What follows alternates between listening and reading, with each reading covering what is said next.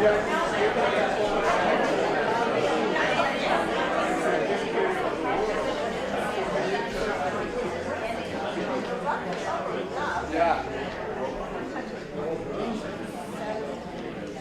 I'll try not to.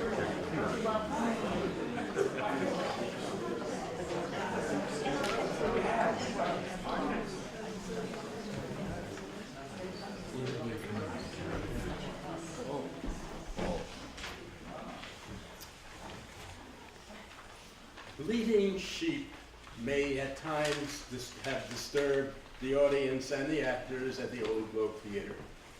We have no such problems on Concord Avenue, but we do have cell phones, so please turn off your cell phone. Good afternoon and welcome to the Francis Adelson Shakespeare Players production here in our spacious new theater at 34 Concord Avenue. In 2001, when she was 91 years old, Francis Adelson, our beloved founder, who shared a birthday with Mr. Shakespeare, began short scenes and readings at HILR called An Hour with William Shakespeare. Now, with resplendent sets and costumes, we are proud to present Much Ado About Nothing, one of Shakespeare's most beloved comedies. The play could well have been named Beatrice and Benedict. It's no wonder, since the interplay between these two characters brings us to the front of our seats with the angst and absurdity that often defines love. What can be more arresting than two lovers who won't quite admit to themselves that they're in love and require a good bit of coaxing? And who better than their friends to stoke the fire? In Much Ado, Shakespeare harkens back to Taming of the Shrew, written some 5 years earlier, in which Petruchio tells Kate in no uncertain terms, "For I am rough and woo not like a babe." Today we will hear Benedict more slyly offering Beatrice, "Thou and I are too wise to woo peaceably." Since neither can dominate the other, they intimidate one another, unable to express their mutual love that churns within them. And yes, in Much Ado, Shakespeare adds a subplot of two other would-be lovers, Claudio and Hero, who must, with help, survive the villain Don John's scheming, undo a mistaken observation, and to top it all off, witness a reincarnation. In our play today, Leonato, Hero's father, will be augmented to include Leonata. And Dogberry, the night constable, whose ego is too vast to be contained in one body, becomes two, Dog and Berry. There will be one intermission. Now come join us in this delightful play.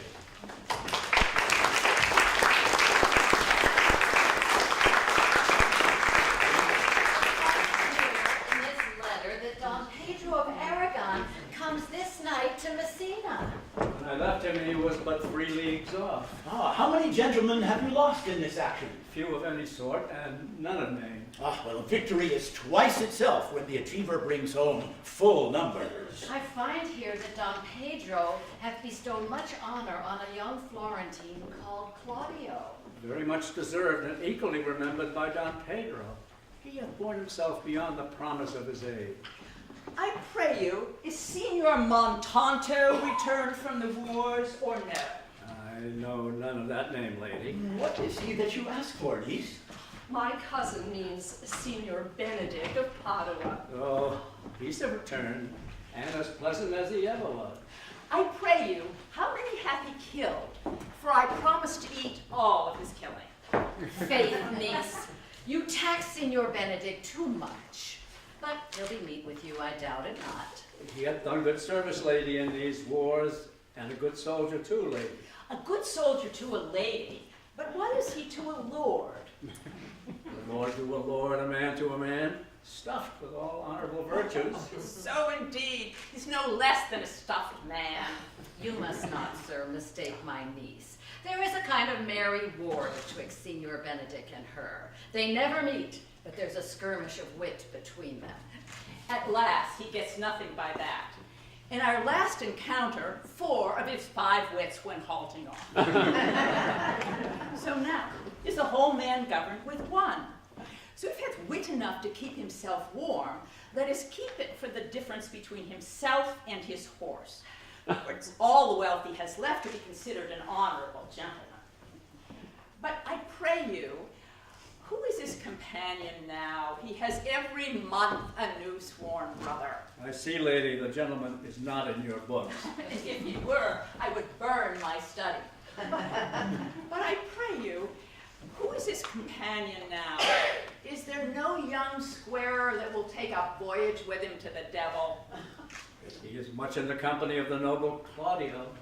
Oh, he will hang upon him like a disease. He is sooner caught than the pestilence, and the bearer runs presently mad. Oh, God, help the noble Claudio!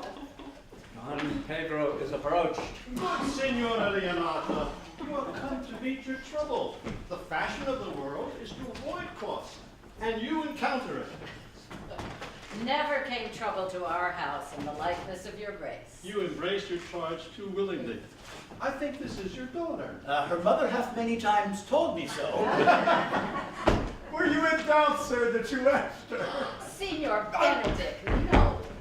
I wonder that you will still be talking, Signor Benedict. Nobody marks you. What? My dear Lady Disdain, are you yet living? It's possible Disdain should die while it has such meat food to feed it as Signor Benedict. Courtesy itself would turn into disdain if you came in her presence. Then is courtesy a turncoat. But it is certain I am loved of all ladies, only you excepted. A dear happiness to women. And I had in my heart to have a soft heart, for truly I love none. Well, once again, a dear happiness to women. Otherwise, they would be troubled by a most pernicious suitor. I thank God and my cold blood. I'm of your humor for that, for I would rather have my dog bark at a crow than a man swear he loves me. God keep your ladyship still in that mind. So some gentleman or other shall scape a predestinate scratched face. Scratching could not make it worse, and it's such a face as yours is. I would my horse at the speed of your tongue.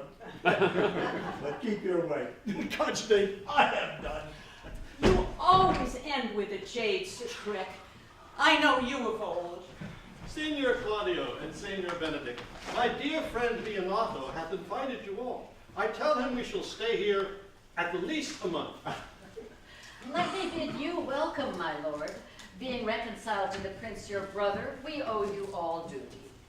Thank you. I am not of many words, but I thank you. Please, at your grace, lead on. Your hand, Leonato. We will go together.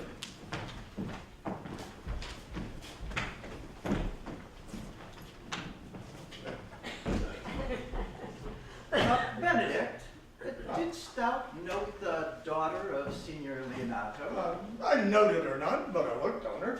Is she not a modest young lady?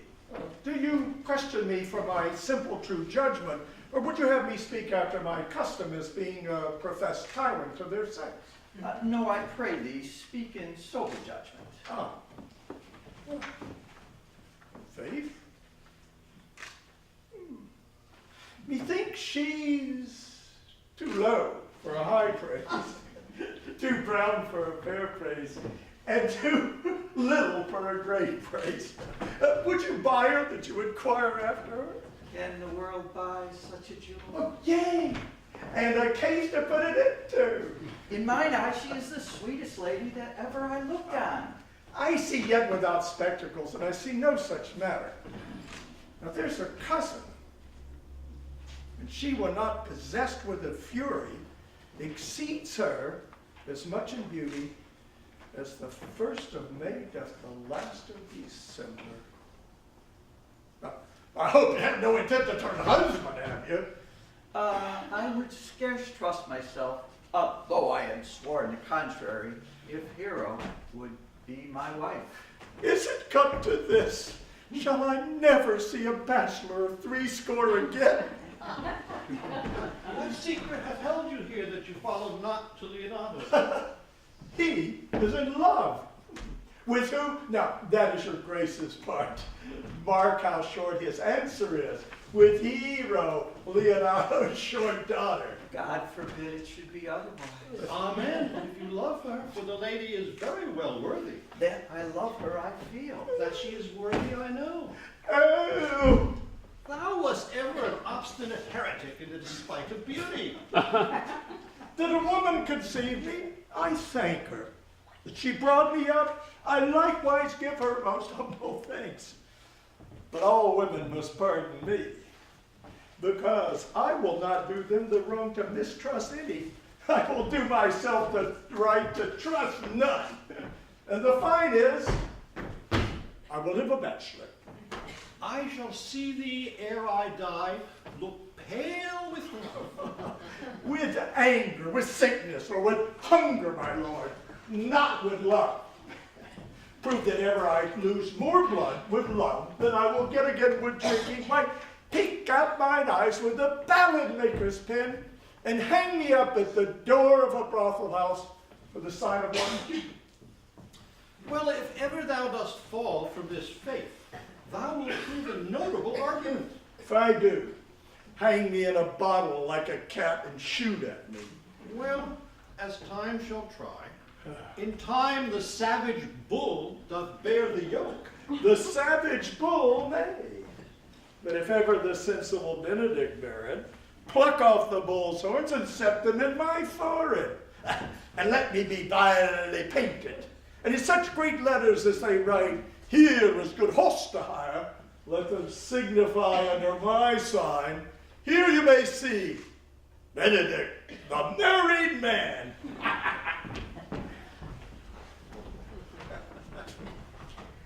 My liege, your highness now may do me good. Hath Leonato any son, my lord? No child but Hero. She's his only heir. Dost thou affect her, Claudio? Oh, my lord, when you went onward on this ended action, I looked upon her with a soldier's eye that liked, but had a rougher task at hand than to drive liking to the name of love.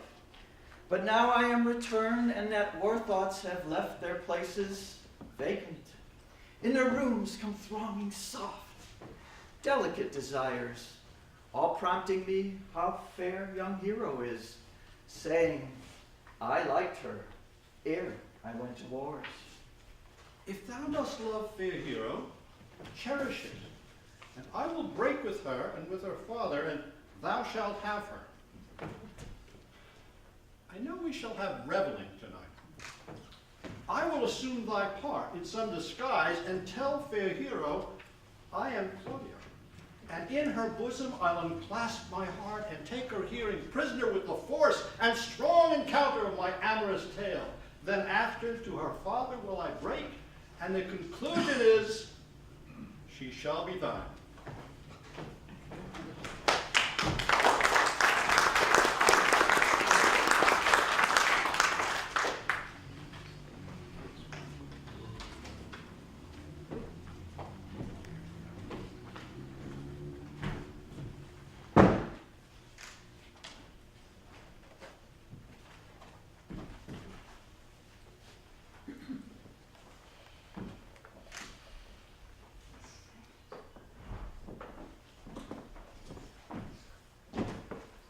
Good year, my lord. Why are you thus out of measure sad?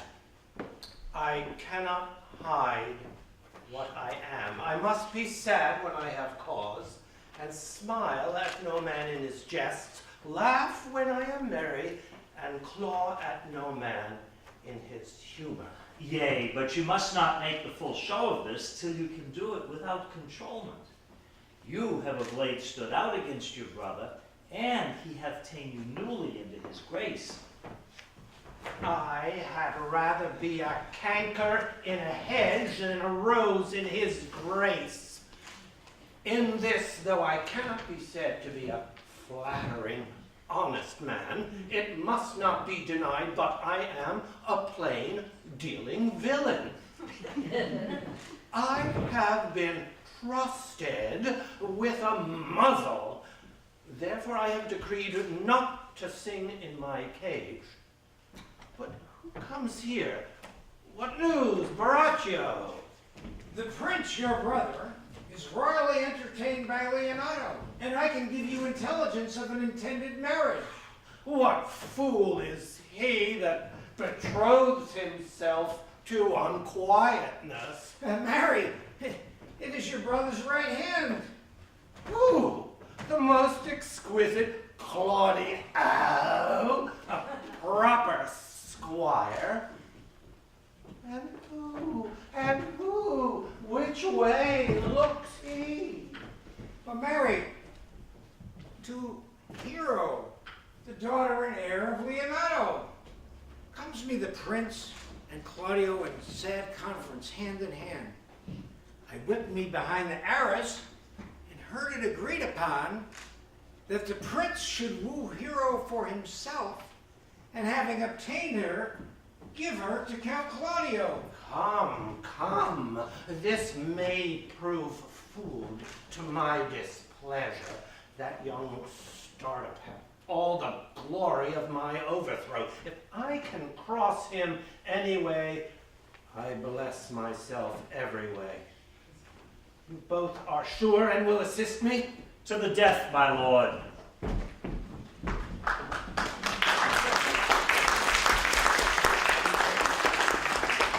Was not Count John here at supper? How tartly that gentleman looks. I never see him, but I am heartburned for an hour after. He is of a very melancholy disposition. He were an excellent man that were made midway between him and Benedict.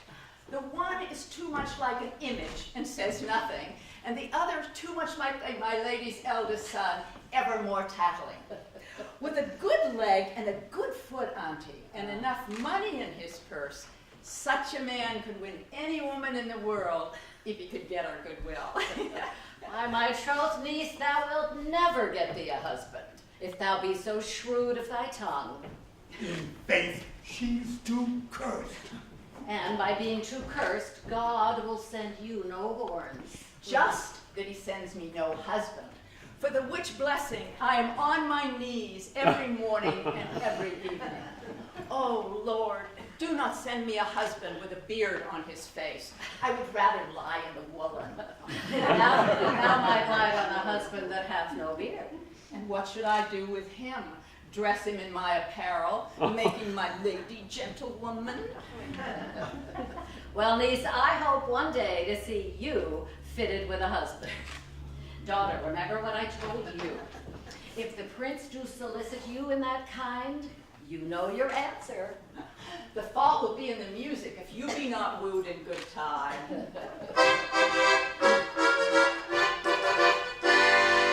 The revelers are entering, brother. Make good room.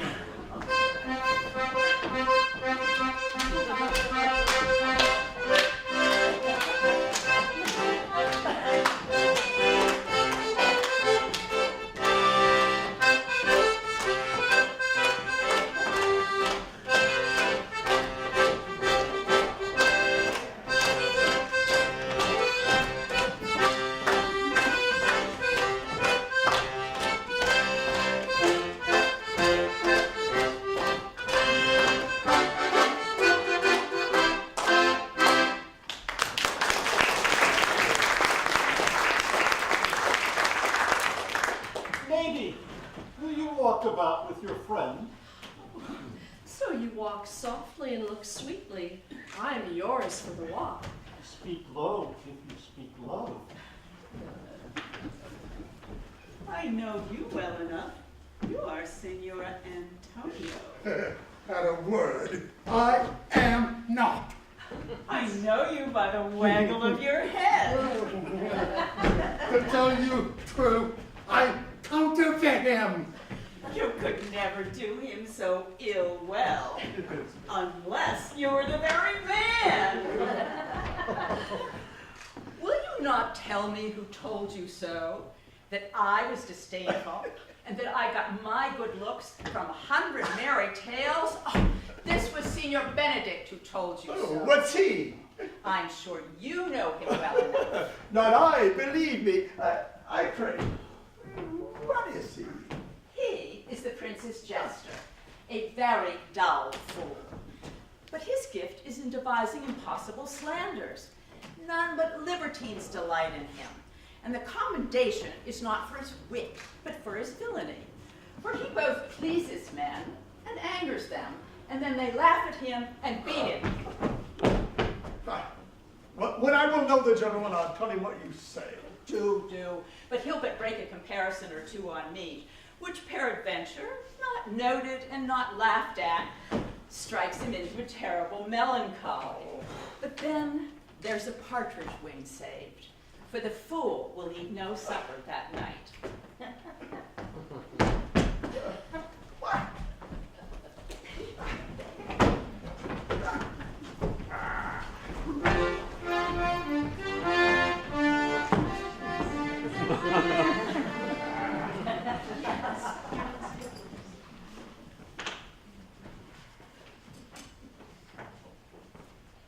Are not you Signor Benedict? You know me well. I am he. Signor, you are very near my brother in his love. He is enamored on Hero. I pray you, dissuade him from her. She is no equal for his birth. How know you that he loves her? I heard him swear his affection. So did I too. He swore he would marry her tonight. Come, let us to the banquet.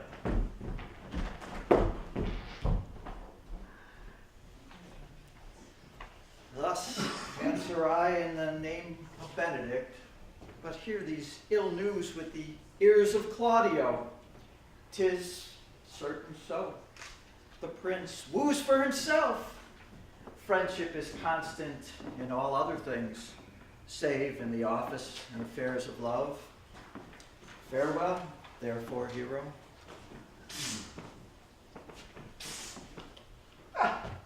Come, will you go with me? Whither? About your own business, County, for the prince has got your hero. I wish in joy of her. Did you think the prince would have served you thus? I pray you, leave me.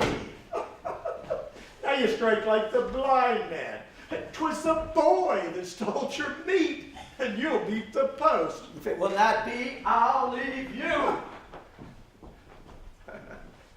Alas, poor hurt fowl. Now will he creep into sedges.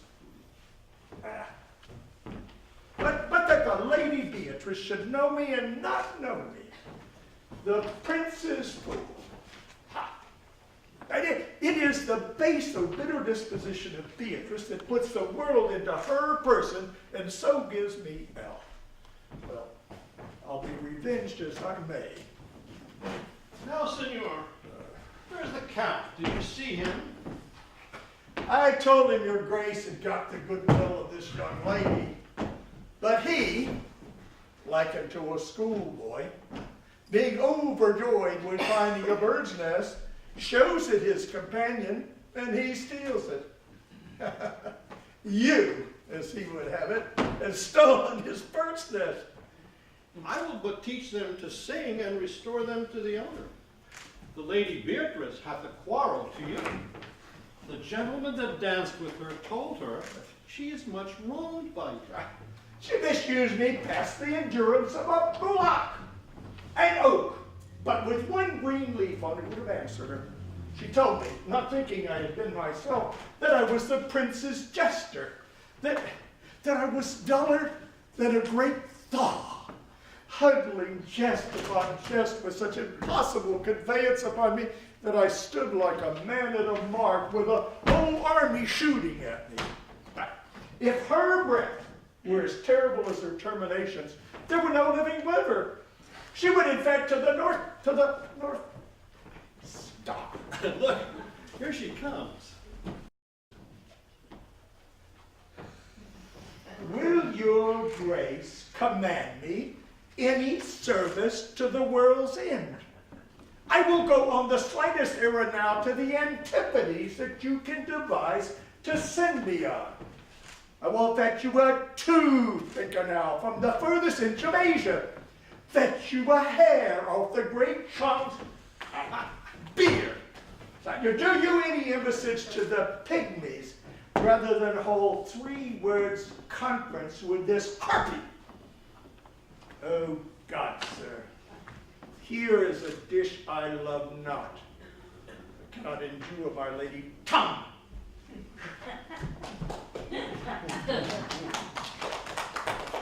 Come, lady, come.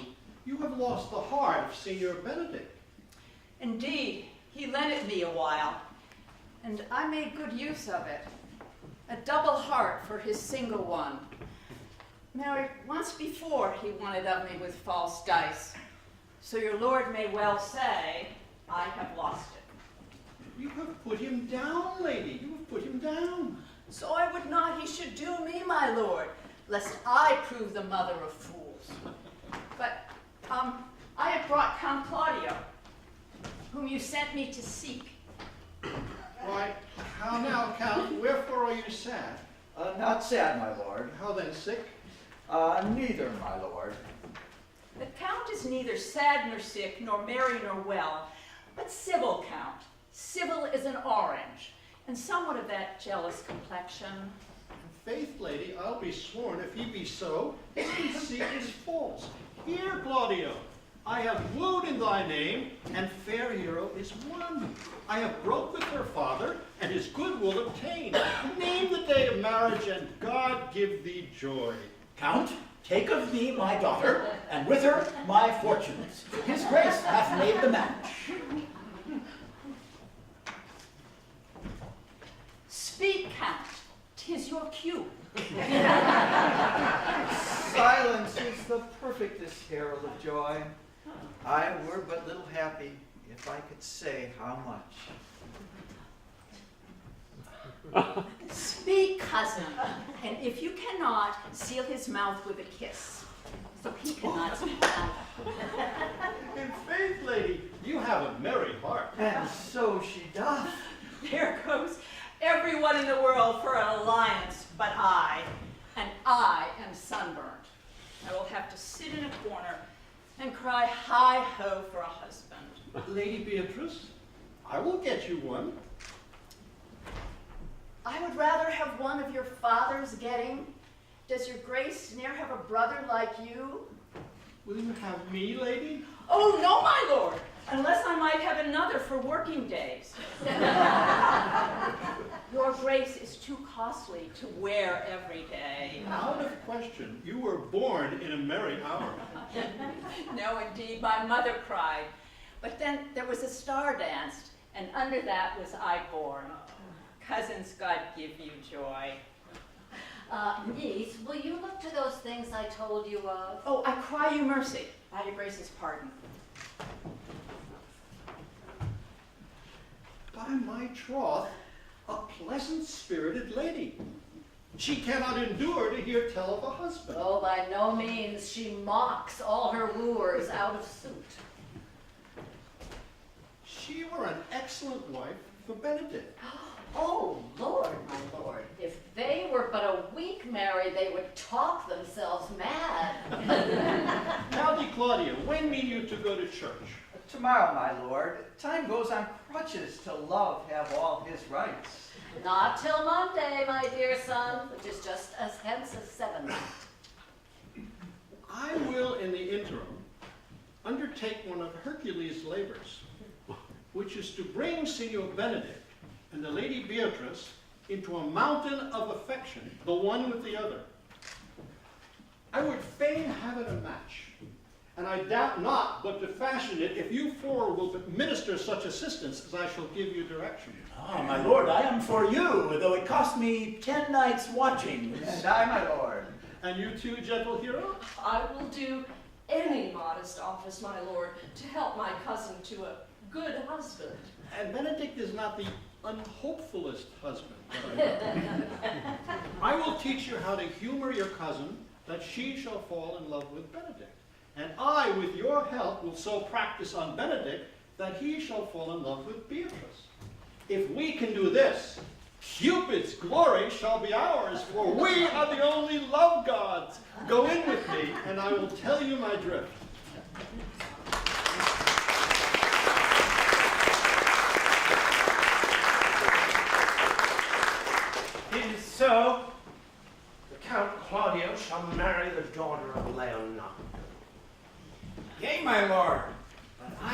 cross it. Not honestly, my lord, but so covertly that no shame shall appear in me. Show me, briefly, how. You know, I think I told your lordship a year since how much I am in the favor of Margaret, the waiting gentlewoman to Hero. I can, at any unseasonable instant of the night, appoint her to look out at Her Lady's chamber window. Go then to the prince your brother. Tell him that he hath wronged his honor in marrying the renowned Claudio to a contaminated, stale such a one as Hero. What proof shall I make of that? Proof enough. To misuse the prince, to vex Claudio, to undo Hero, and kill Leonato. Go then, tell them that you know that Hero loves me. They will scarcely believe this without trial. Offer them instances, which shall bear no less likelihood than to see me at her chamber window. Hear me call Margaret Hero. Hear Margaret term me by my name, and bring them to see this the very night before the intended wedding. Be thou cunning in the working this, and thy fee is 1,000 ducats. Be you constant in the accusation, and my cunning shall not shame me. I will presently go learn their day of marriage.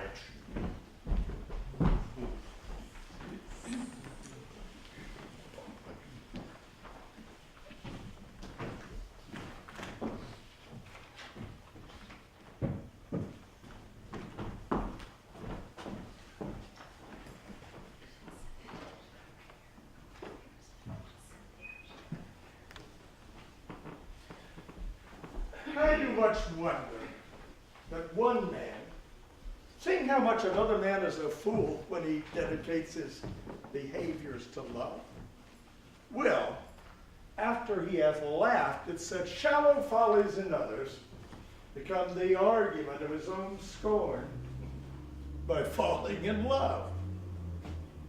Such a man is Claudio. He was wont to speak plain and to the purpose, like an honest man and a soldier. Now as he turned orthography, his words are a very fantastical banquet, just so many strange dishes. May I be so converted and see with these eyes? Cannot tell. I think not. Now, I will not be sworn, but love may transform me to an oyster. But I take my oath on it, till he hath made an oyster of me, should never make me such a fool. One woman is fair, yet unwell. Another is virtuous, yet I am well. Another wise, yet I am well. But until all the graces be in one woman shall not come in my grace. That rich she shall be, that's certain. Wise or I'll none. Fair or I'll never look at her. Mild or come not near me. A good discourse. An excellent musician. And her hair shall be of what color it please God. The prince and Monsieur Love will hide me in the arbor. Come, shall we hear this music? Nay, my good lord, how still the evening is, as hushed on purpose to grace harmony. Come, Balthazar, we'll hear that song again.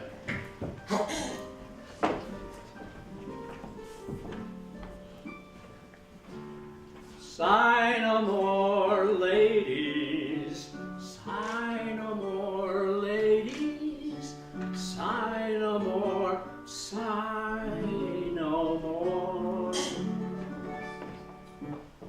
Men were deceivers, Men were deceivers ever, in one thing constant never, on foot in sea and on shore, to one thing constant never. Then sigh not so, let them go. Sigh not so, and let them go. And be you blithe and bonny. Be you blithe and bonny, converting all your sounds of woe into hey, nonny, nonny, nonny. No more ladies, sigh no more ladies, but be you blithe and bonny, be you blithe and bonny, converting all your sounds of woe into hey, nonny, nonny, nonny.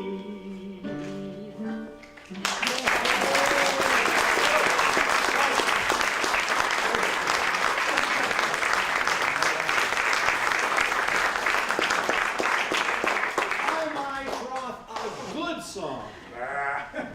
And it had been a dog that should have almost been hanged it. Come hither, Leonardo. What was it you told me of today? That your niece Beatrice was in love with Signor Benedict? Oh, I did never think that lady would have loved any man. No, nor me neither, but most wonderful that she should so dote on Signor Benedict, whom she has in all outward appearances seemed ever to abhor. Maybe she doth but counterfeit. Counterfeit? There was never counterfeit of passion, came so near the life of passion as she discovers it.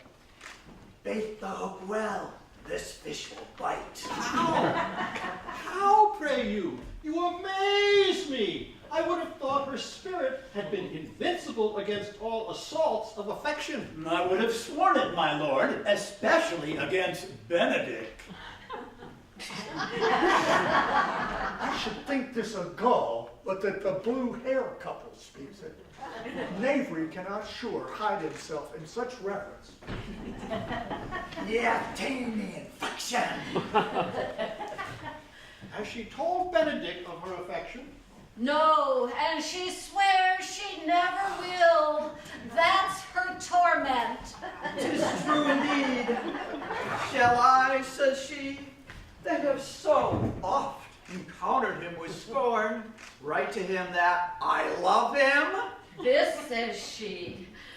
Now, when she is beginning to write to him, for she will be up 20 times a night, and there will she sit in her smock, till she have read a sheet of paper. My daughter tells us all. Then the ecstasy has so overborne her that my daughter is sometimes afeared she will do a desperate outrage to herself.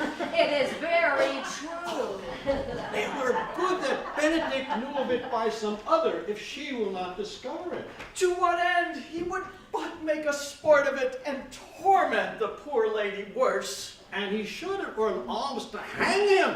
She's an excellent, sweet lady. And she is exceedingly wise. In everything but in loving Benedict. I pray you, tell Benedict of it, and hear what it will say. Ooh, were it good, think you? She says she will die if he love her not. Oh. And she will die ere he make her love known.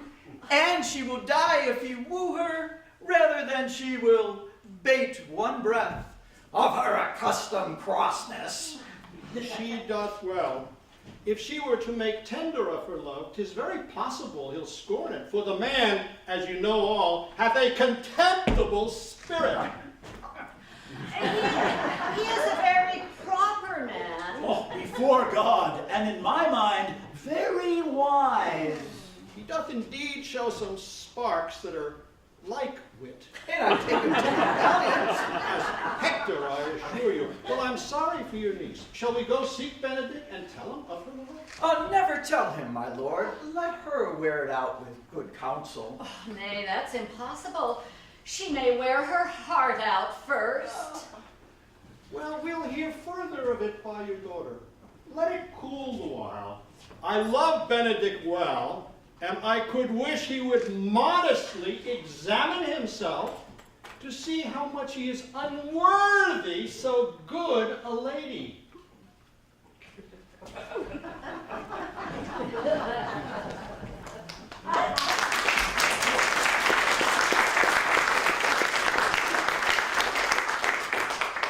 Now, this could be no trick. Conference was sadly born. They have the truth of this from Hero. Huh. Seems her affections have their full bent. Love me. Why, must be required. I hear how I am censured. They say I will bear myself proudly if I perceive the love come from her. They say, too, she will rather die than give any sign of affection. I did never think to marry. I must not seem proud. But happy are they that hear their detractions and can put them to mend. They say the lady is fair, 'tis a truth, I can bear the witness.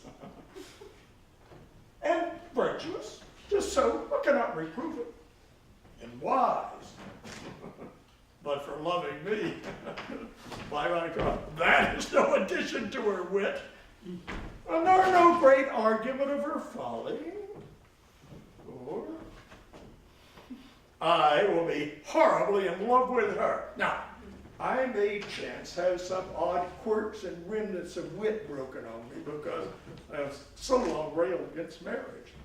But does not the appetite alter? Man loves the meat in his youth, cannot endure in his age. Shall quips and sentences and these paper bullets of the brain awe a man from the career of his humor? No! The world must be peopled. When I said that I would die a bachelor, why, I did not think I should live till I were married. Oh, here comes Beatrice. By this day, she's a fair lady. Against my will, I am sent to bid you come in to dinner. Fair Beatrice, I thank you for your pains. Well, I took no more pains for those thanks than you take pains for thanking me. If it had been painful, I would not have come. Ha! No. Against my will, I am bid to call you into dinner. Now, there's a double meaning in that. I took no more pains for those thanks than you took pains to thank me. Why, that's as much as to say, any pains I take for you is as easy as thanks. Oh, if I do not take pity of her, I'm a villain. I'll go get her picture.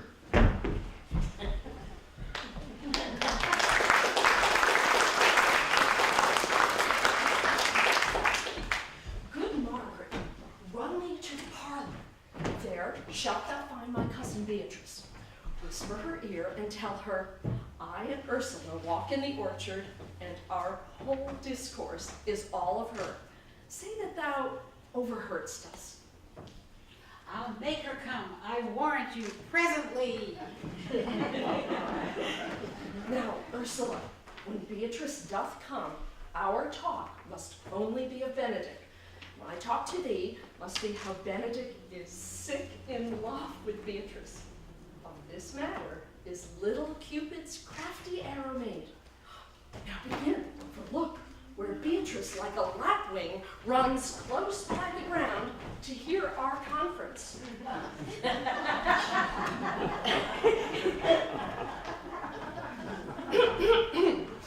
No, truly, Ursula, she is too disdainful.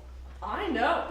Her spirits are as coy and wild as haggards of the rock.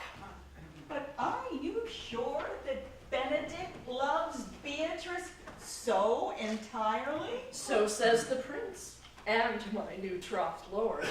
And did they bid you tell her of it, madam? They did entreat me to acquaint her of it, but I persuaded them, if they loved Benedick, to wish him wrestle with affection, and never to let Beatrice know of it. For nature never framed a woman's heart of prouder stuff than that of Beatrice. Disdain and scorn ride sparkling in her eyes. Sure, I think so. And therefore, certainly it were not good she knew his love, lest she make sport at it. Why, you speak truth. I never yet saw a man, how wise, how noble, young, how rarely featured, but she would spell him backward. So turns she every man the wrong side out. Sure, sure. Such carping is not commendable. But who would dare tell her so? If I should speak, she would mock me into air. She would laugh me out of myself, press me to death with wit. Therefore, let Benedick, like covered fire, consume away in sighs, waste inwardly. It were a better death than die with mocks. Yet, tell her of it. Hear what she will say. No, rather I will go to Benedick and counsel him to fight against his passion.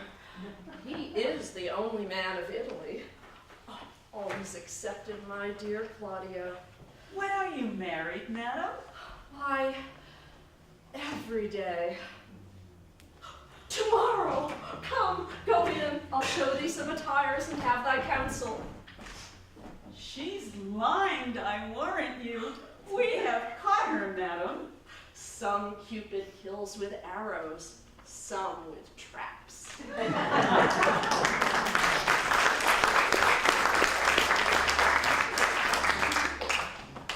What fire is in mine ears? Can this be true? Stand I condemned for pride and scorn so much? Well, contempt farewell, and maiden pride adieu. No glory lies behind the back of such. And Benedict, love on, I will requite thee, taming my wild heart to thy loving hand. And if thou dost love, our kindness shall incite me to tie our love up with a holy band. For others say, thou dost deserve, and I believe it better than reporting lay.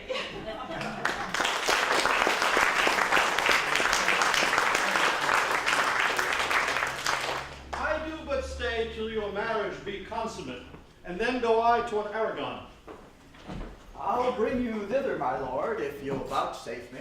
Nay, that would be as great a soy in the new gloss of your marriage as to show a child his new coat and forbid him to wear it. I will only be bold with Benedick for his company. For from the crown of his head to the sole of his foot, he is all mirth. Gallants, I am not as I have been. So say I. Methinks you are sadder. I hope he be in love. Hang him, truant. There's no true drop of blood in him to be truly touched with love. If he be sad, he wants money. I have the toothache. What, sigh for the toothache? Anyone can master a grief, but he that has it. If he be not in love with some woman, there's no believing old signs. Brushes his hat o' mornings? What does that bode? And when was he wont to wash his face? Indeed, that tells a heavy tale for him. Conclude, he is in love. Nay, but I know who loves him. That would I know too. I warrant one that knows him not. Yes, and his ill conditions, and in despite of all, dies for him. Oh, Caesar, walk aside with me. I have studied 8 or 9 words to say to you, which these hobby horses must not hear. For my life, to break with him about Beatrice. 'Tis even so. Hero and Ursula have by this played their parts with Beatrice. And then the two bears will not bite one another when they meet. My lord and brother, God save you. Good den, brother. If your leisure served, I would speak with you. In private? If it please you, yet Count Claudio can stay, for what I would speak of concerns him. What's the matter? Means your lordship to be married tomorrow. You know he does. I came hither to tell you, the lady is disloyal. Even she, Leonato's hero, your hero, every man's hero. Disloyal?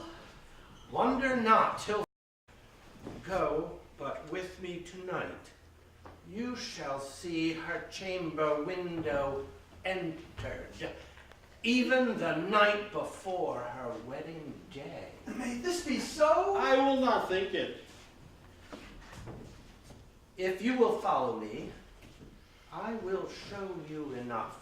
And when you have seen more and heard more, proceed accordingly. If I see anything tonight, why, I should not marry her. Tomorrow in the congregation where I should wed, there will I shame her. And as I would for thee to obtain her, I will join with thee to disgrace her. O plague, right well prevented, so shall you say when you have seen the sequel.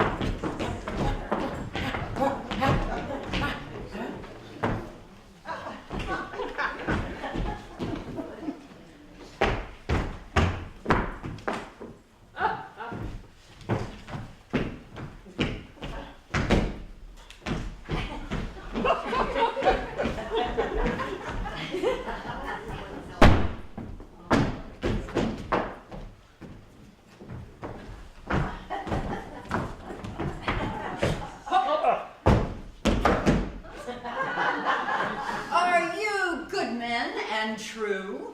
Yea, or else it were pity, but they should suffer salvation, body and soul.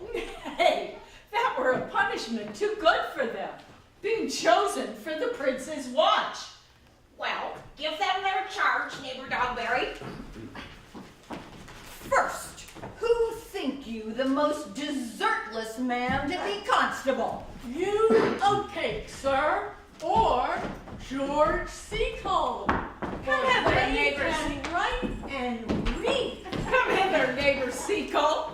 To be a well-favored man is the gift of fortune. But to write and read comes by nature. Both which, Master Constable? You have, I knew it would be your answer. Well, you were thought here to be the most senseless and fit man for the constable of the watch. Therefore, bear you the lantern. This is your charge. You shall comprehend all vagrant men. You shall bid any man stand in the prince's name. However, will not stand. Oh, why then, take no note of him and let him go. And presently call the rest of the watch together, and thank God you are rid of a knave. If he will not stand when he is bidden, he is none of the prince's subjects. True. And they are to meddle only with the prince's subjects. You shall also make no noise in the streets, for the watch to babble and to talk is most tolerable, and not to be endured. We would rather sleep than talk. We know what belongs to a watch. Why, you speak like an ancient and most quiet watchman, for I cannot see how sleeping should offend. Only have a care that your bills be not stolen. You shall also call at all the ale houses and bid those that are drunk, get them to bed. How if they will not? Oh, why then, why then, let them alone till they are sober. If they make you not then the better answer. You may say they are not the men you took them for. Well, sir. If you meet a thief, You may suspect him by virtue of your office to be no true man. and for such kind of men, the less you meddle or make with them, why, the more is for your honesty. If we know him to be a thief, shall we not lay hands on him? Oh, truly, by office you may. But I think they that touch pitch will be defiled. The most peaceable way for you, if you do take a thief, is to let him show himself what he is and steal out of your property. If you hear a child cry in the night, you must call to the nurse and bid her still it. How if the nurse be asleep and will not hear us? Why then, depart in peace. And let the Child wake her with crying. Very true. Yes. Well, masters, good night. And there be any matter of weight chances, call up me.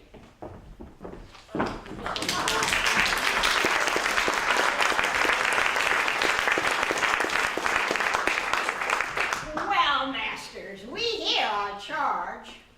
Now let's go sit here by the church bench till 2, and then to bed. One word more, honest neighbors. Be vigilant. Adieu. Come, neighbor.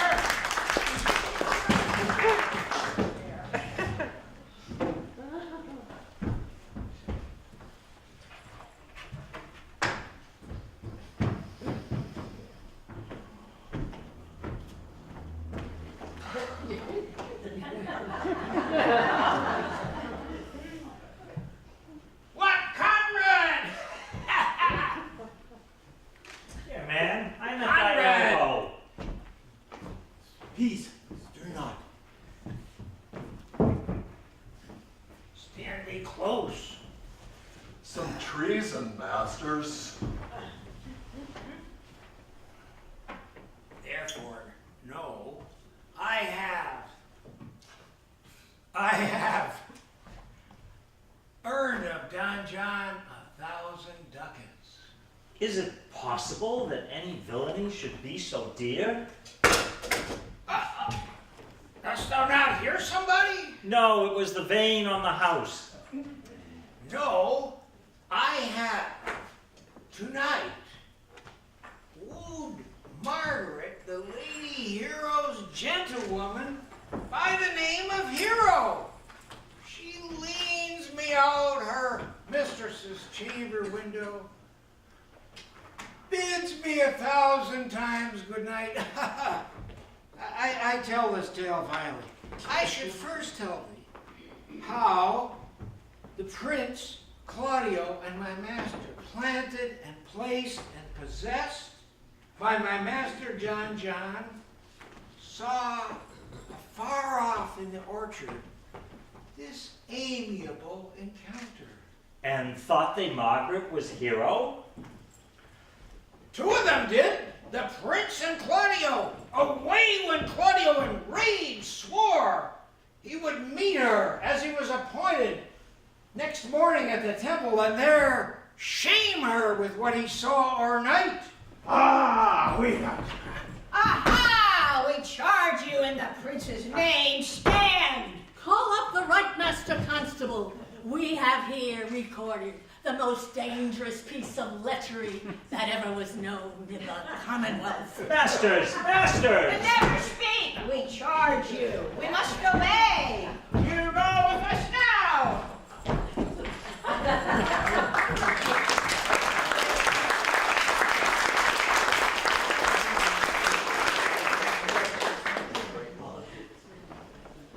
Good Ursula, wake my cousin Beatrice and desire her to rise, I will, lady. and bid her come hither.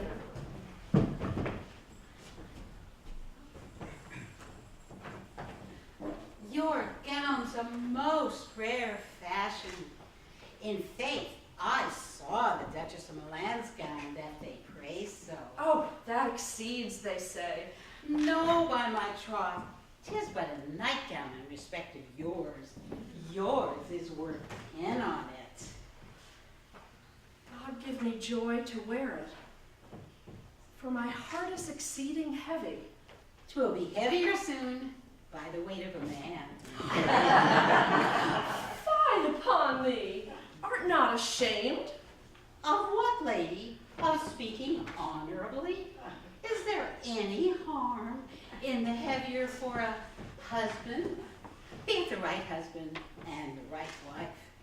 Ask my Lady Beatrice, else here she comes. How now, cousin? Oh, how now, cousin hero? Why, how now? Do you speak in the sick tune? I am out of all other tune, methinks. But 'tis almost 5 o'clock. 'Tis time you were ready. Oh, I am exceedingly ill. I hope. These gloves the Count sent me, they're an excellent perfume. I am stuffed. I cannot smell. A maid and stuffed. There's goodly catching of cold. By my troth, I am sick.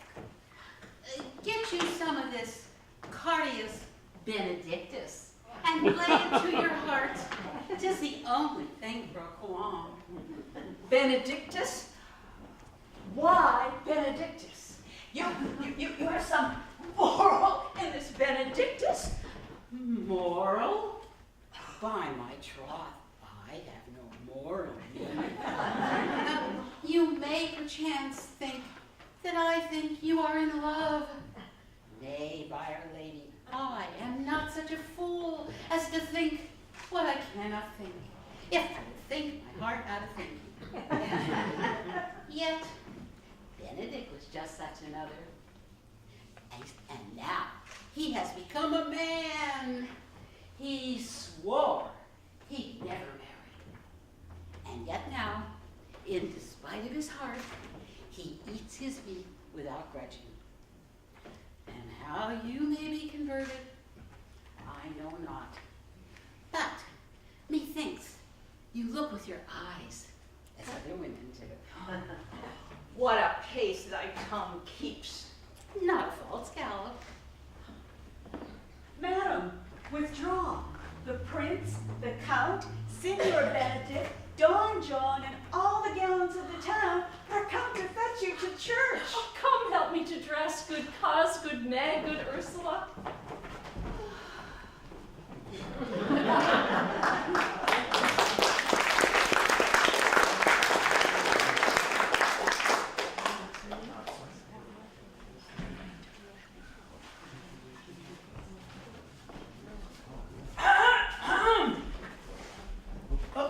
What would you with me, honest neighbor? Oh, marry, sir, I would have some confidence with you that discerns you nearly. Well, brief, I pray you, for you see it is a busy time with me. Marry, this it is, sir. Yes, in truth, it is, sir. Well, what is it, my good friends? Goodman Virtus, sir, speaks a little off the matter. An old man, sir. And his wits, sir, not so blunt as, God help, I would desire they were. But in faith, honest as the skin between his brows. Yes, I thank God I am as honest as any man living.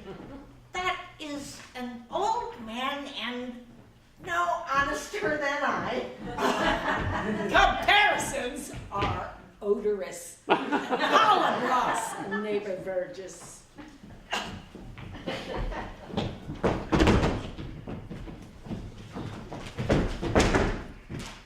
Neighbors, you are tedious. Oh, it pleases your worship to say so. Oh, we are the poor Duke's officers.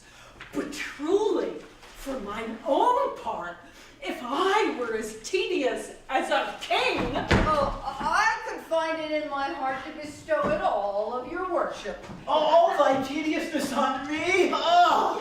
Hey, and 12,000 pound more than 'tis. For I hears good exclamation on your worship as of any man in the city. And though I be but a poor man, I am glad to hear it. And so am I. I would fain know what you have to say.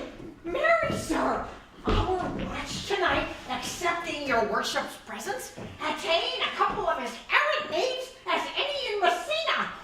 A good old man, sir. Oh, he will be talking. As they say, when the age is in. Oh, the wit is out. Oh, God help us. It is a world to see.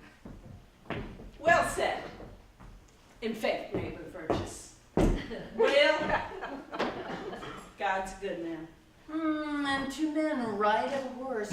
One must ride behind. But God is to be worshipped. All men are not alike. Alas, good neighbor. I must leave you. Oh, one word, sir. Our watch, sir, have indeed comprehended two auspicious persons. We would have them this morning examined before your worship. Oh, take their examination yourself and bring it me. I am now in great haste, as it may appear unto you. Fare you well. My lord, they stay for you to bring your daughter to her husband. Oh, I will have to wait upon them. I am ready. Go, good partner, go. Get you to Francis Seacole. Bid him bring his pen and inkhorn to the jail. We are now to examination these men. We must do it wisely. Oh, we will spare for no wit, I warrant you. Get the learned writer to set down our excommunication. And meet me at the jail.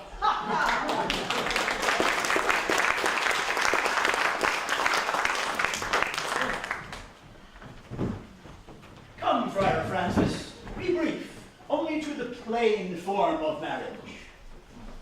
You come hither, my lord, to marry this lady? No. To be married to her. Friar, you come to marry her. Lady, you come hither to be married to this count? I do. Do either of you know any inward impediment why you may not be lawfully conjoined? If you do, I charge you on your souls to utter it. I dare make his Know answer. you any count? I dare make his answer. None. Oh, what men dare do, what men may do, what men daily do, not knowing what they do. Stand me by, friar, father, by your leave. Will you, with free and unconstrained soul, give me this maid, your daughter? As freely, son, as God did give her me. There, Leonardo, take her back again. Give not this rotten orange to your friend. Would you not swear, all you that see her, that she were a maid by these exterior shows? But she is none. She knows the heat of a luxurious bed. Her blush is guiltiness, not modesty. What do you mean, my lord? Not to knit my soul to an approved wanton, you seem to me as Diane in her orb, as chaste as is the bud ere it be blown. But in your blood you are more intemperate than Venus, are those pampered animals that rage in savage sensuality. Sweet prince, why speak not you? What should I speak? I stand dishonored that have gone about to link my dear friend to a common stale. these words spoken, or do I but dream? Madam, they are spoken, and these things are true. Let me but move one question to your daughter. What man was he talk with you yesternight out of your window betwixt 12 and 1? It now, if you are a maid, answer to this. I talked with no man at that hour, my lord. Why then are you no maiden? Leonardo, I am sorry you must hear. Upon mine honor, myself, my brother, and this grieved count did see her, hear her, at that hour last night, talk with a ruffian at her chamber window, who hath indeed, most like a liberal villain, confessed the vile encounters they have had 1,000 times in secret. Oh, hero, what a hero hadst thou been, if half thy outward graces had been placed about thy thoughts and counsels of thy heart. But fare thee well, most foul, most fair. Farewell, thou pure in piety and impious purity. Oh, how now, sweet hero? Wherefore sink thee down? Come, come, these things come thus to light. Smother her spirits up. How doth the lady? Dead, I think. Oh, help, uncle. Oh, hero, my hero. Uncle, Senior Benedict Friar. Oh, fate, take not away thy heavy hand. Death is the fairest cover for her shame that may be wished for. Oh, now, cousin hero. Have comfort, lady. Wherefore? Why, doth not every earthly thing cry shame upon her? Who could cheer deny the story that is printed in her blood? She is fallen into a pit of ink, that the wide sea hath drops too few to wash her clean again. Sir, madam, be patient. For my own part, I'm somewhat tired and wonder I know not what to say. Oh, my poor cousin, she is belied. Lady, were you her bedfellow last night?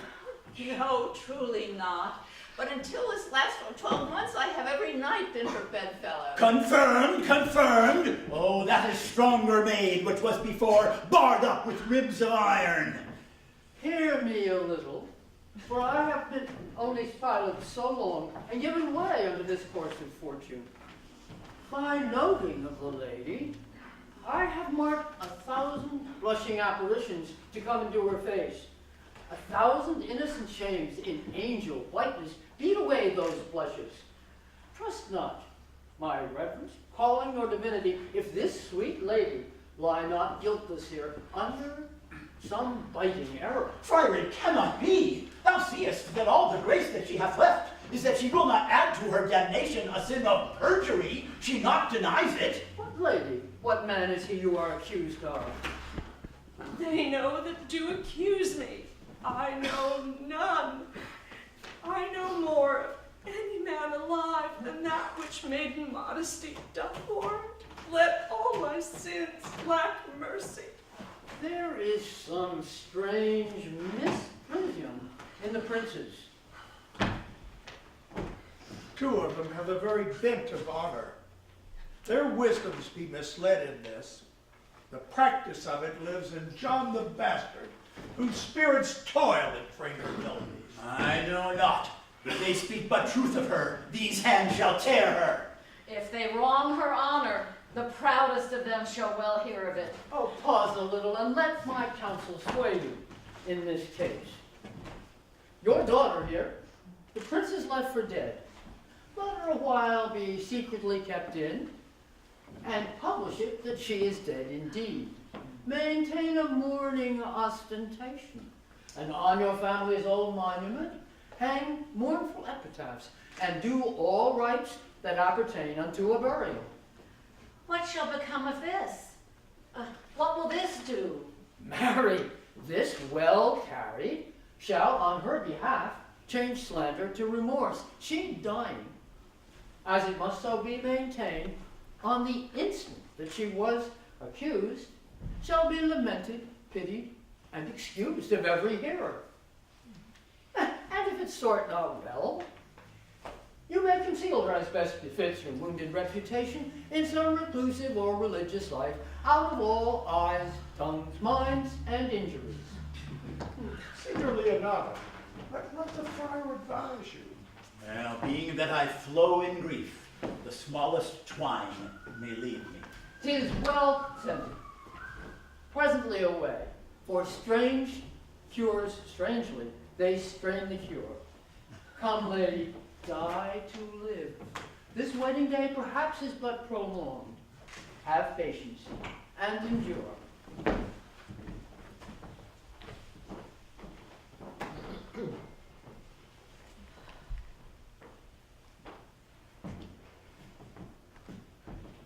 Lady Beatrice, have you wept all this while? Yea, and I will weep a while longer. I will not desire that. Surely I do believe your fair cousin is wrong. How much might the man deserve of me who could right her? I do love nothing in the world so well as you. Is not that strange? As strange as the thing I know not. For it would be as possible for me to say, I love nothing in the world so well as you. But believe me not, yet I lie not. I confess nothing, yet I deny nothing. I'm sorry for my cousins. By my sword, Beatrice, thou lovest me.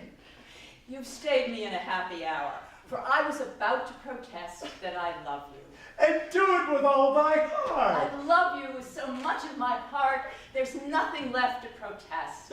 Come, bid me do anything for thee. Kill Claudio. Not for the wide world. You kill me to deny it. Fairly well. Tarry, sweet Beatrice. I am gone, though I am here. Now, there is no loving you. Let me go. Beatrice. You say that I will go. Is Claudio thine enemy? Is he not proved in the height a villain that has slandered, scorned, and dishonored my kinswoman? To take her in hand until they were to join hands, and then, with public accusation, uncovered slander, unmitigated rancor, oh, that I were a man, I would eat his heart in the marketplace. Hear me, Beatrice. Oh, my poor cousin. She is belied, she is slandered, she is undone. Beatrice. Princes and counties. Surely a princely testimony, a goodly count, confect, a sweet gallant. Oh, that I were a man for his sake. But I cannot be a man with wishing. Therefore I will die a woman with grieving. Tarry, good Beatrice. By this hand I love thee. Think you in your soul the Count Claudio hath wronged Hero? As sure as I have a thought or a soul. Enough. Enough. I am engaged. I will challenge him. By this hand, Claudio shall render me a dear account. As you hear of me, so think of me. Go, comfort your cousin. I must say she is dead. And so, farewell.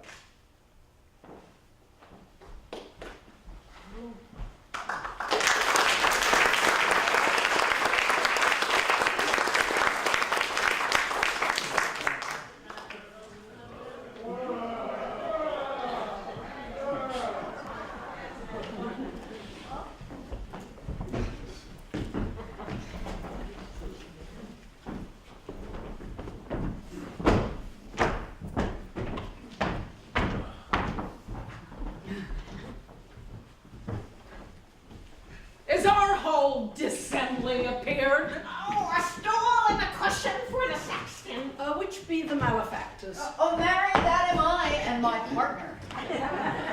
But which of the offenders that are to be examined, let them be brought before Master Constable. Yea, marry, let them come before me. What is your name, friend? Borachio.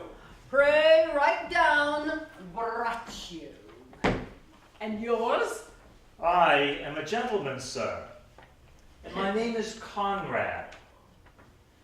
Write down, Master Gentleman, Conrad. Masters, do you serve God? Yes, sir, we do hope. Write down that they hope they serve God. And write God first, for God defend, but God should go before such villains. Masters, it is proved already that you are little better than false knaves. Now answer you for yourselves. Marry, sir, we say we are none. A marvelous witty fellow, I assure you, but I will go about with him. Come you hither, sirrah. A word in your ear. Sir, I say to you, it is thought you are false knaves. Sir, I say to you, we are none. Stand aside. For God, they are both in a tale. Have you writ down that they are none? Master Constable, you go not the way to examine. You must call forth the watch that are their accusers. Oh, yea, Mary, that's the eftest way. Let the watch come forth. Masters, in the prince's name, accuse these men. This man said, sir, that Don John, the prince's brother, was a knave. Oh, write down, Prince John a villain.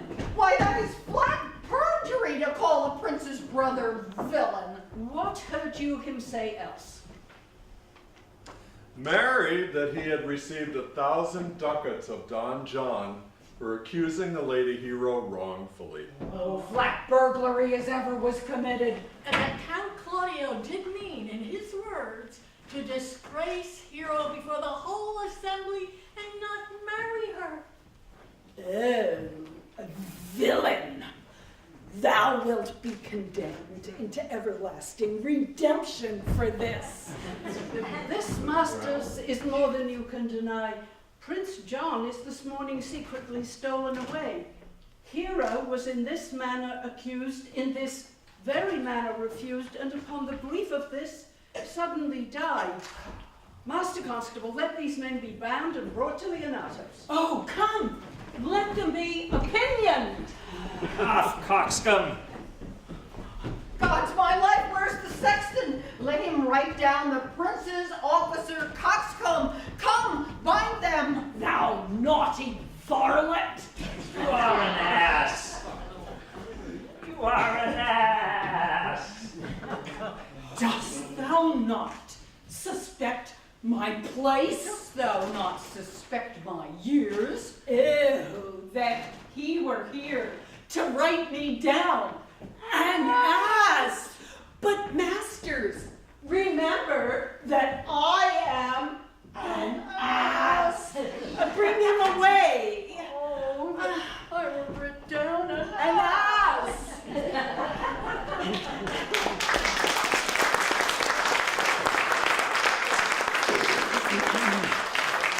If you go on thus, you will kill yourself. I pray thee, cease thy counsel, which falls into mine ears as profitless as water in a sieve. I pray thee, peace, for there was never yet philosopher that could endure the toothache patiently, however they have writ the style of gods. Yet bend not all the harm upon yourself, make those that do offend thee suffer too. Well, now there thou speakest reason. Nay, I will do so. My soul doth tell me Hero is belied, and that shall Claudio know, and so shall the prince. Here come the prince and Claudio hastily. Good end. Good end. Good day to both of you. Some haste, my lord? Well, fare you well, my lord. Are you so hasty now? Nay, do not quarrel with us, good old man. Nay, never lay thy hand upon thy sword. I fear thee not. In faith, my hand meant nothing to my sword. No, Claudio, to thy head. Thou hast so wronged mine innocent child and me that I am forced to lay my reverence by and to challenge thee to trial of a man. I say thou hast belied mine innocent child. Thy slander hath gone through and through her heart, and she lies buried with her ancestors. Oh, in a tomb where never scandal slept, save this of hers, framed by thy villainy. My villainy? Thine, Claudio, thine, I say. You say not right, old man. My lord, I'll prove it on his body if you dare. Away! I will not have to do with you. Come, 'tis no matter. Do not you meddle. Let me deal in this. Gentlemen both, we will not wake your patience. My heart is sorry for your daughter's death. But on my honor, she was charged with nothing but what was true and very full of proof. My lord! I will not hear you. No? Come, brother, away. I will be heard.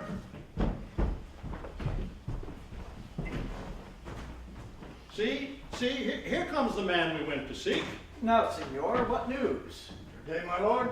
Welcome, senor. You are almost come to part, almost afraid. We'd like to have had our two noses snapped off with two old men without teeth. And a false quarrel, there's no true valor.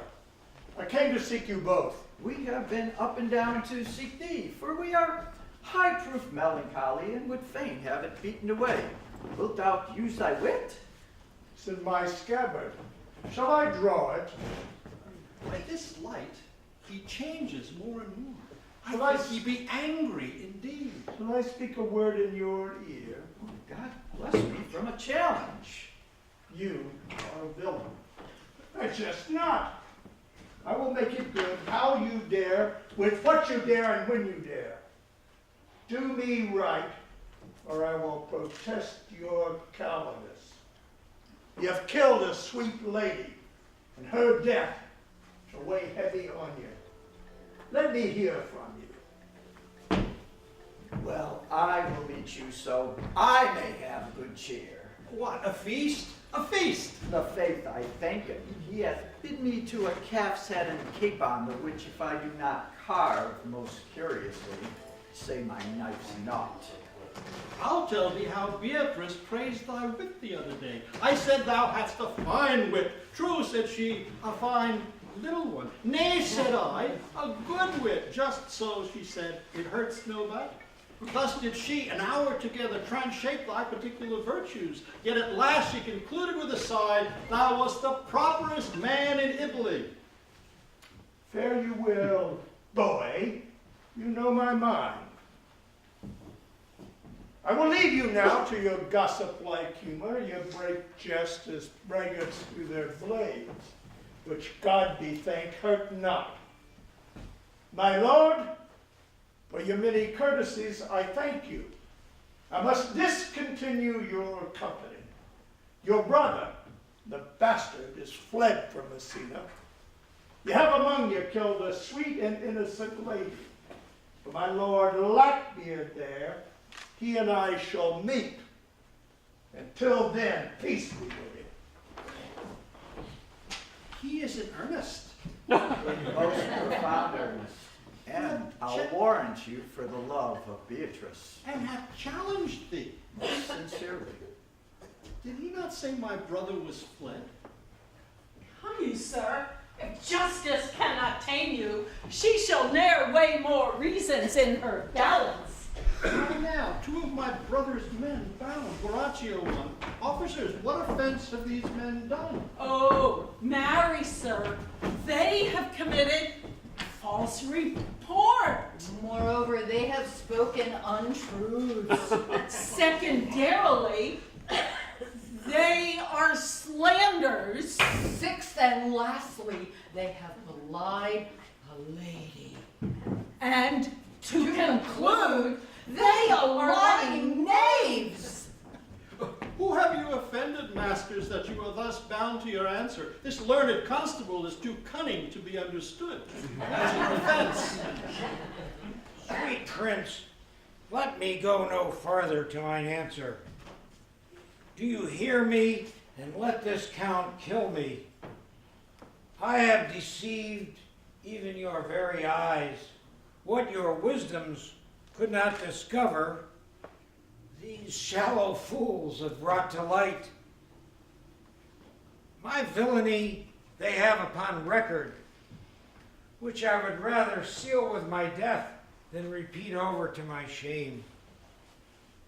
The lady is dead upon mine and my master's false accusation. Runs not this speech like iron through your blood? I have drunk poison while he uttered it. But did my brother set thee on to this? Yea, and paid me richly for the practice of it. Sweet hero, now thy image doth appear in the rare semblance that I loved at first. Come, bring away the villains. By this time our sexton hath reformed Signor Leonato of the matter. And masters, do not forget to specify When time and place shall serve, that I am an ass. Here comes Master, Signor Leonato, and the sexton too. Which is the villain? Let me see his eyes. Art thou the slave that with thy breath has killed mine innocent child? Even I alone, yea, even I alone.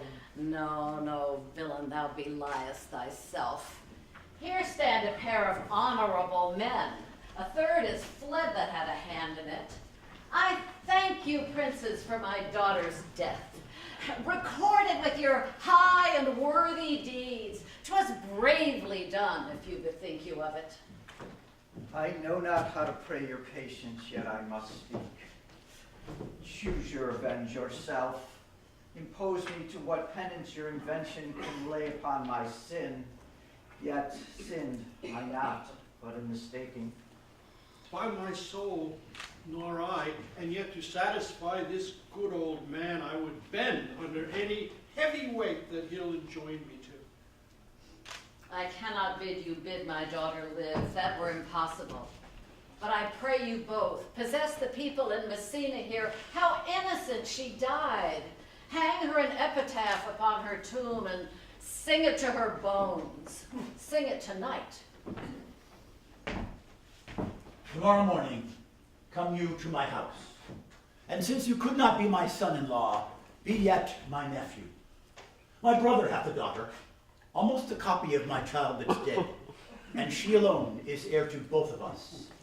Give her the right you should have given your cousin, and so dies my revenge. Oh, noble sir, your overkindness doth wring tears from me. I do embrace your offer. Tomorrow then I will expect your coming. Tonight I take my leave.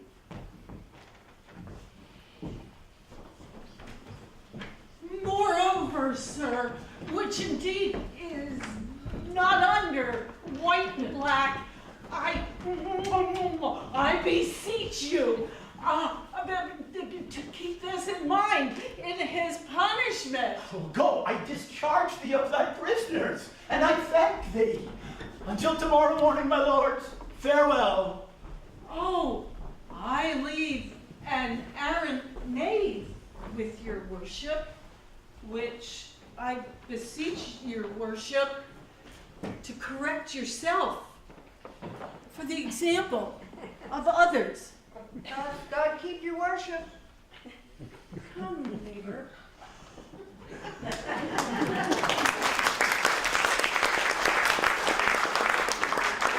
We will not fail. Tonight I mourn with Hero. I pray thee, sweet Mistress Margaret, help me to the speech of Beatrice. Deserve well in my hands. Well, I will call Beatrice to you, who I think hath lain. Therefore will come.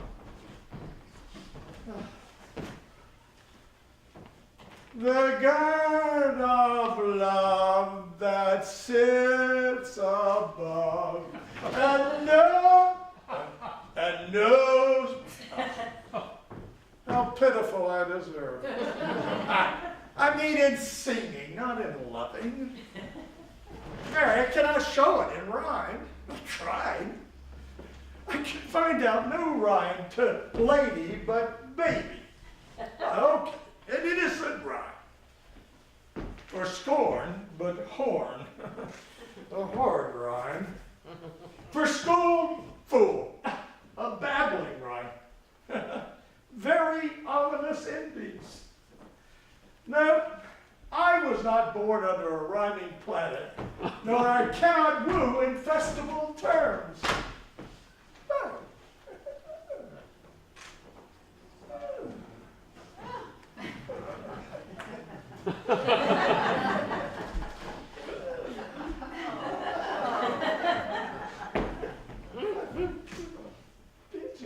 Beatrice, wouldst thou come when I call thee? Oh, yea, senor, and depart when you bid me. Oh, stay but till then. Then is spoken. Farewell. But before I go, let me go with what I came for, which is to know what has happened between you and Claudio. Only foul words, and thereupon I will kiss thee. Oh, foul words is but foul wind, and foul wind is but foul breath, and foul breath is noisome, and therefore I will depart unkissed. Thou hast frighted the word out of its right sense, so forcible is thy wit. But I must tell thee plainly, Claudio undergoes my challenge, and either I must shortly hear from him, or I will subscribe him a coward. Now, I pray thee, tell me for which of my bad parts did thou first fall in love with me? For them all together, which make up such a politic state of evil that they will not allow any good parts to intermingle with them. However, for which of my good parts did you first suffer love for me? Suffer love. Suffer love. A good epithet. I do suffer love indeed, for I love thee against my will. In spite of thy heart, I think. Alas, poor heart. If you spite it for my sake, I will spite it for yours, for I will never love that which my friend hates. Thou and I will never woo peaceably. Now tell me, how doth your cousin? Very ill. Ah. And how do you? Very ill, too. Oh. Serve God, love me, and mend. Oh, and therewith I leave thee to further consolation. You must join your uncle, yonder's old coil at home. It is proved my lady hero hath been falsely accused, the prince and Claudio mightily abused, and Don John is author of all, who is fled and gone. They come presently. Come, senor, will you hear this news? I will live in thy heart, die in thy lap, be buried in thine eyes, and, moreover, I will send thee to thy uncle.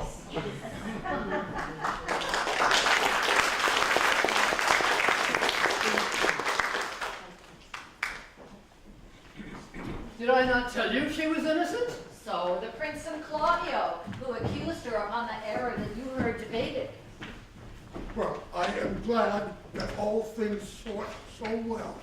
And so am I, being else in faith and forced to call young Claudio to a reckoning for it. Now, daughter and gentlewomen all, withdraw into a chamber by yourselves, and when I send for you, come hither masked. You know your office, brother. You must be father to your brother's daughter and give her to young Claudio. Which I will do with confirmed countenance. Good friar, I must entreat your pains, I think. For what, Signor? To bind me or undo me, one of them. Signor Leonardo, truth it is, good Signor, that your niece regards me with an eye of favor. 'Twas an eye my daughter lent her, 'tis very true. And I do with an eye of love requite her. Well, the sight whereof I think you had from me, from Claudio and the prince. But what's your will? Your answer, sir, is enigmatical, but for my will is your goodwill may stand with ours this day to be conjoined in the state of honorable marriage, for which, good friar, shall desire your help. My heart is with your liking. And my help. Here come the prince and Claudio. Good morrow to this fair assembly. Good morrow, Prince. Good morrow, Claudio. We here attend you. Are you yet determined today to marry with my brother's daughter? I'll hold my mind were she an Ethiop. Call her forth, brother. Here's the friar ready. Good morrow, Benedict. What's the matter that you have such a February face, so full of frost and storm and cloudiness? I think he thinks upon the Sabbath bull. Bull Jove, sir, had an amiable love, and some such strange bull leaped your father's cow, and got a calf in that same noble feat, much like to you, for you have just his bleat. For this I owe you. Here comes other reckonings. Which is the lady I must seize upon? The same is she, and I do give you her. Why, being she is mine, sweet, let me see your face. Oh no, that you will not. Not till you take her hand before this friar and swear to marry her. Give me your hand. Before this holy friar, I am your husband, if you like me. And when I lived, I was your other wife. And when you loved, you were my other husband. Another hero! Nothing certain. One hero died defiled, but I do live, and surely as I live, I am a maid. The former hero that is dead. She died, my lord, but whilst her slander lived. All this amazement can I qualify when that the holy rites are ended, and I will tell you largely of fair hero's death. Soft and fair, friar.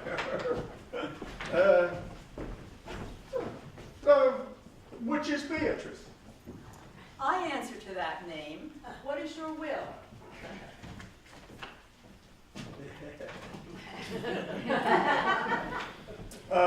Do not you love me? Why, no.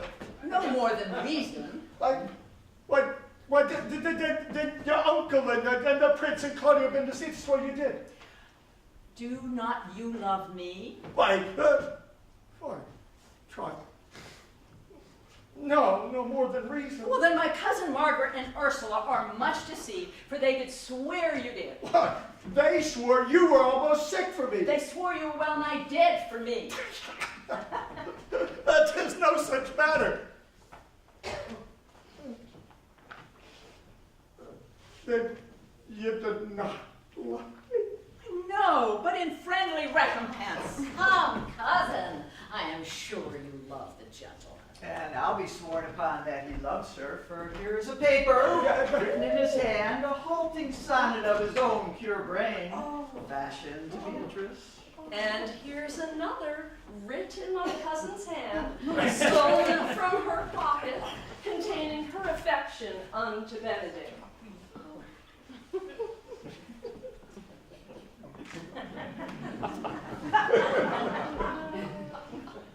A miracle. Here's our own hands against our hearts. Oh, come, I will have thee. But by this light, I take thee for pity. I will not deny you, but by this day I yield to great persuasion, and partially to save your life, for I was told you were in a consumption. Peace. I will stop your mouth.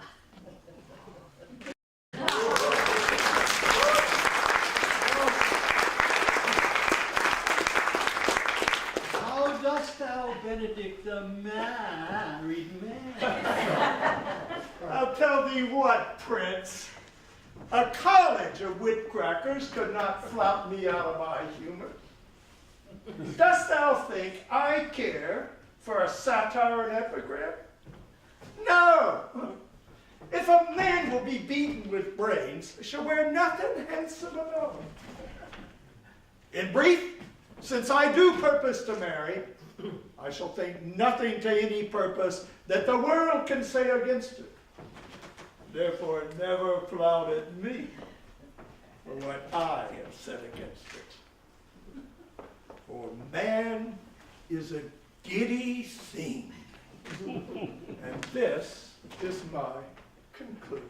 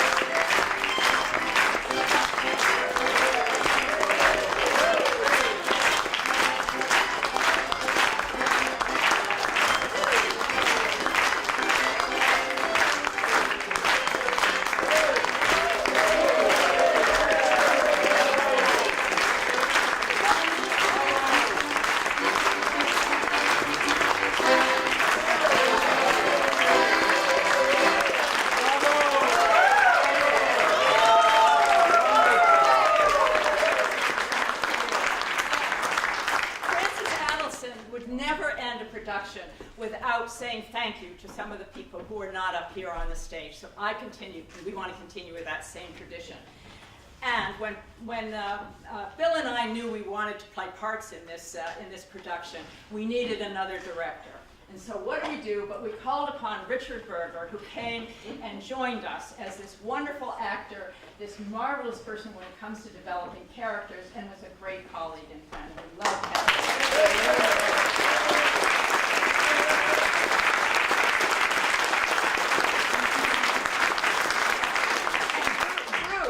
Bruce Noby, right back there. Bruce ran our concert.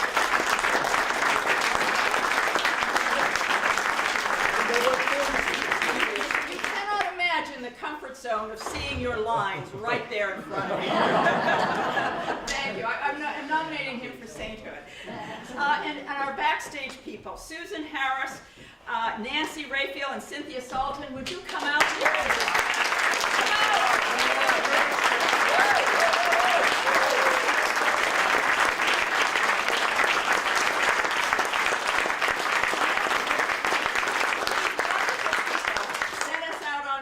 Made sure our costumes didn't malfunction, gave us our appropriate props, and we never would have kept going without them, and they were just fabulous. I want to thank our musicians, our incredible musicians. Ann Warner, you're back there.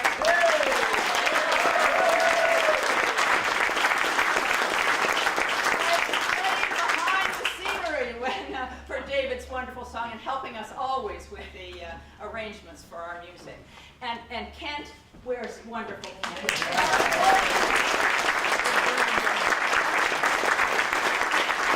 Always makes my feet dance and my heart soar, and I'm sure that you feel the same way. Marjorie North, you're over here. Thank you.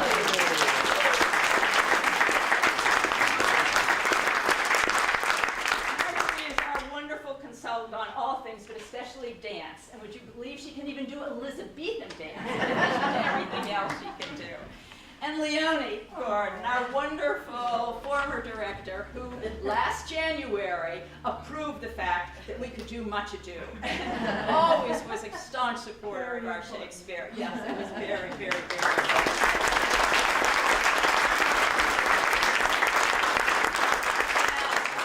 Bob Lurie back here and Ron Goodman, who have been helping out enormously with taking pictures, which we treasure, and thank you for.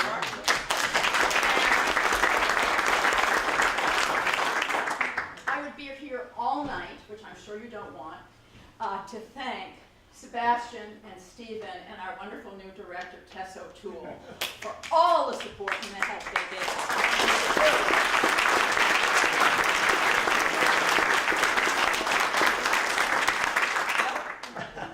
us. We always save the best for last. I'm going to introduce you to somebody that probably the majority of you do not know. Please come down.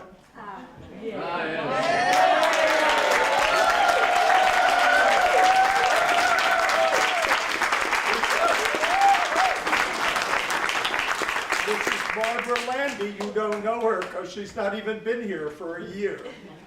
But you know her work. Now, see, I professed to know my 350 lines, but I said I was going to write down the things that she has done. And I neglected to do this, so I have to do it from memory, and you're going to help if I miss. First of all, the magnificent advertising poster of Pat and me is her work. There were 3 or 4 other posters that you may or may not have seen. She has been videotaping us tonight, and that will be available, and you'll know about it on YouTube once we put the package together. She came and videotaped our rehearsals so that we could, as Bobby Burns says, see ourselves as others see us, not necessarily always a pleasant sight. She did the playbill. She is in the process of doing a video documentary of the making of HILR's Much Ado, soon to open on wherever it's going to open. And last but not least, this magnificent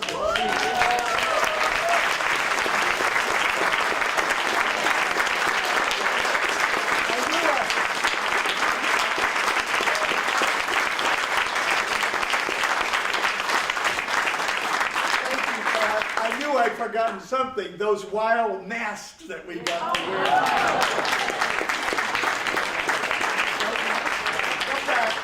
I would like to just make one factual statement.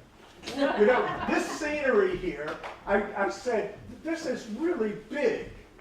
I said, I wonder if this is bigger than David's painting, The Coronation of Napoleon. I thought that's the biggest one I know.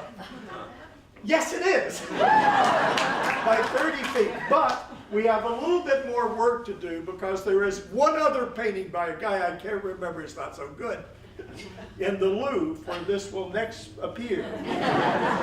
30 square feet more. So we got to get working on 15 feet here and 15 feet there. Thank you.